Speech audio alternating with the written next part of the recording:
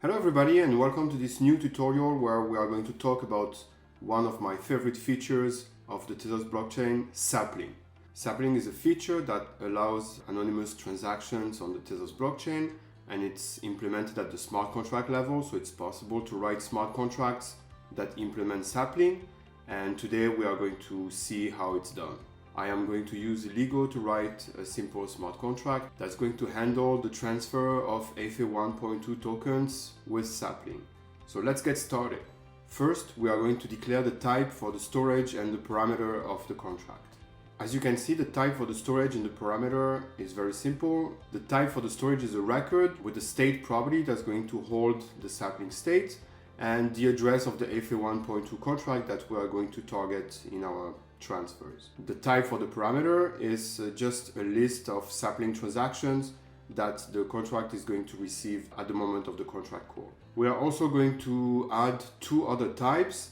A type for the parameter of the AFA 1.2 contract that we are targeting, the parameter that we're going to send to that contract, which is a record with a property from that's going to contain the address of the sender, a property to that's the address of the recipient, and the value, which is the amount of tokens that are going to be transferred. We are also going to use a return type. That's the type that the contract execution is going to return. As usual, a list of operations and the new storage. Now we can write the main and only function of this contract. Since the version 1 of Ligo, you have to use a decorator for every entry point function of the contract, and then you can declare a function in this way.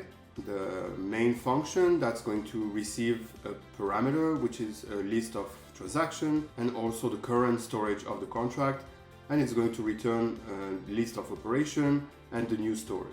The first thing that we are going to do in this contract is to make sure that it doesn't receive any XTZ amount. So we don't want the users of the contract to send any kind of test transaction to the contract. So that's what we're doing here. We are going to check that the amount passed at the moment of the transaction is not greater than 0, otherwise the contract is going to fail. Once this is done, we can continue with the execution of the contract.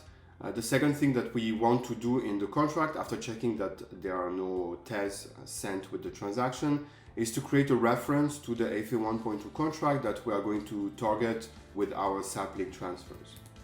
To do that, we are going to use the get entry point opt function, and we're going to pass the entry point that we're targeting for this contract, which is the transfer entry point, as well as the address of the AFA 1.2 contract that we are targeting, that we are keeping in the storage of this contract. This function call is going to return an option with the reference to the contract, so that's why we use pattern matching to make sure that the contract exists, and if it does, we are going to get a reference to that contract in the contract variable. And creating a reference to that contract from the beginning and passing it around in a variable is going to be more gas effective than if we were creating that reference multiple times during the execution of the contract. Now that the reference to the contract is created, we can start folding over the list of transactions and process every transaction that was sent to the contract entry point. To do that, we are going to use the list.fold function, and we're going to pass the list of transactions that was sent,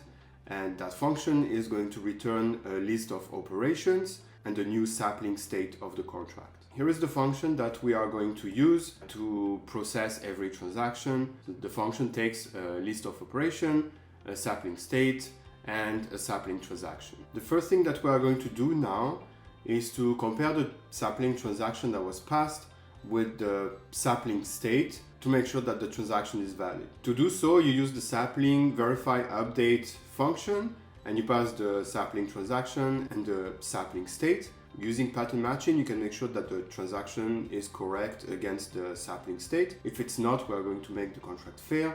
And if it is, the function is going to return 3 values, some bound data, transaction balance, and the new Sapling state. From this moment, there will only be 3 cases. The first case is when the transaction balance is greater than 0. The second case is when the transaction balance is less than 0.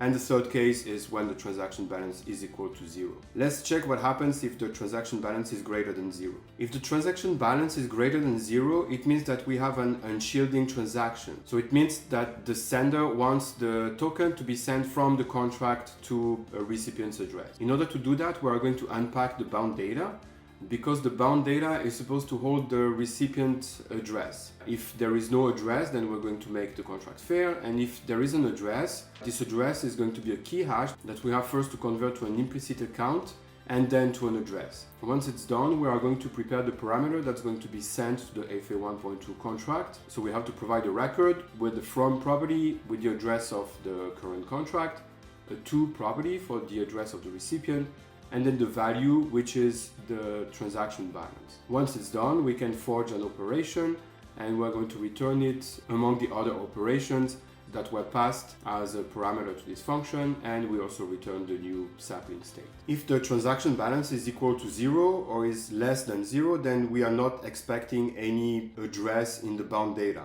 That's what we are going to check right now. If we find an address in the bound data, we are going to make the contract fail. If we don't find any address in the bound data, we can continue and see what happens according to the transaction balance. In the first case, if the transaction balance is less than 0, it means that we have a shielding operation. So it means that the sender of the transaction wants to transfer their token to the contract. So it means that the sender of the transaction wants to send their tokens to our sapling contract. To do that, we are going to create a parameter that's going to be sent to the FA 1.2 contract in the same fashion that we just did. But in that case, the from property is going to hold the sender's address, the to property is going to hold the current contract address, and the value is going to be the transaction balance. After the parameter is created, we can forge an operation that we are going to send to the FA 1.2 contract, and we don't forget to return the new sapling state. If the transaction balance is equal to 0,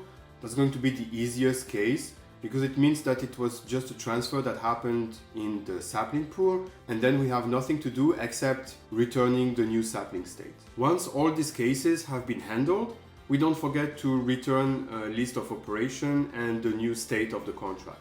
And that's it. Now we have processed all the sapling transactions that were sent to the contract.